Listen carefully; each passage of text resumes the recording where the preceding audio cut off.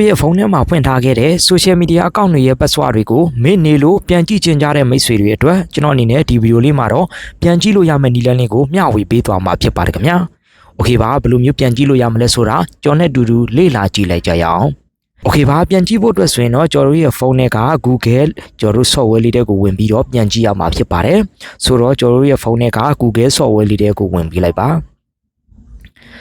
software ကိုရောက်ပြီဆိုရင်တော့ကျွန်တော်ညာဘက်ပေါ်ထောင်းမှာရှိတဲ့ကျွန်တော် Google account logo လေးကိုနှိပ်ပြီးတော့ထပ်ဝင်ပေးလိုက်ပါ။ Okay ပါဒီနေ့ကိုရောက်ပြီဆိုရင်တော့ကျွန်တော်ဒီအောက်မှာရှိတဲ့ manage your Google account ဆိုတဲ့ setting လေးတွေကိုထပ်ဝင်ပေးလိုက်ပါ။ Okay ပါဒီနေ့ကိုရောက်ပြီဆိုရင်တော့ကျွန်တော်ဒီမှာရှိတဲ့ security and sign in ဆိုတဲ့ကျွန်တော်တော့ပုံလေးနဲ့ setting လေးတွေကိုထပ်ဝင်ပေးလိုက်ပါခင်ဗျာ။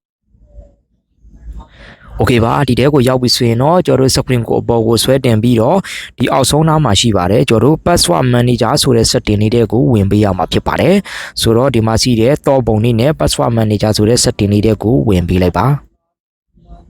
Okay ပါဒီနေရာမှာဆိုရင်တော့ကျွန်တော်ရဲ့ဖုန်းထဲမှာဖွင့်ခဲ့တဲ့ social media account တွေမှန်သမျှရဲ့ password လေးတွေကိုဒီနေရာမှာကြံကြည့်လို့ရမှာပဲဖြစ်ပါတယ်ခင်ဗျာဒီမှာဆိုရင် Facebook ရှိမယ် Google ရှိမယ် TikTok ဆိုလည်း TikTok ရှိမယ်ပေါ့နော်ကိုယ့်ရဲ့ဖုန်းထဲမှာဖွင့်ထားခဲ့တဲ့ social media account တွေရဲ့ password တွေကိုဒီတနေရာထဲမှာကိုယ့်အနေနဲ့ပြန်ကြည့်လို့ရမှာပဲဖြစ်ပါတယ်ခင်ဗျာ Okay ပါမိတ်ဆွေတို့အနေနဲ့ကိုယ့်ရဲ့ TikTok account ရဲ့ကျော် password ကိုမင်းနေလို့ပြန်ကြည့်ချင်တယ်ဆိုရင်တော့ဒီမှာရှိတဲ့ tiktok.com ဆိုတဲ့ကျွန်တော်တို့ setting လေးပေါ့နော်ဒီမှာရှိတဲ့ tiktok.com ဆိုတာကိုနှိပ်လိုက်ပါပြီးပြီဆိုရင်တော့ကျွန်တော်တို့ဖုန်းရဲ့ screen lock ပေါ့နော် pin number ဖြစ်ဖြစ်လက်ပွေနဲ့ပဲဖြစ်ဖြစ်ဖွင့်ပေးလိုက်ပါဒါဆိုရင်တော့ဒီနေရာမှာကျွန်တော်တို့ပေါ်မှာဆိုရင်ဖုန်းနံပါတ်ရှိမယ်အောက်မှာဆိုရင် password ရှိမယ်ပေါ့နော် password လေးတွေကိုကြည့်ချင်တယ်ဆိုရင်တော့ကျွန်တော်တို့ဒီမှာမျက်လုံးပုံလေးကိုနှိပ်ပြီးတော့ကျွန်တော်တို့နည်းနည်းကြည့်လို့ရပါတယ်အပေါ်မှာဆိုရင်တော့ကျွန်တော်တို့ကိုယ့်ရဲ့ TikTok account ကိုဖွင့်ခဲ့တဲ့ဖုန်းနံပါတ်လေးတွေကိုပြန်ကြည့်လို့ရပါတယ်။ Okay ပါတခြားနည်းသူပဲကျွန်တော်တို့ Google account ဆိုလဲ Google မှာရှိတဲ့ google.com ကိုနှိပ်ပြီးတော့ Google account ရဲ့ကျွန်တော်တို့ user name တွေ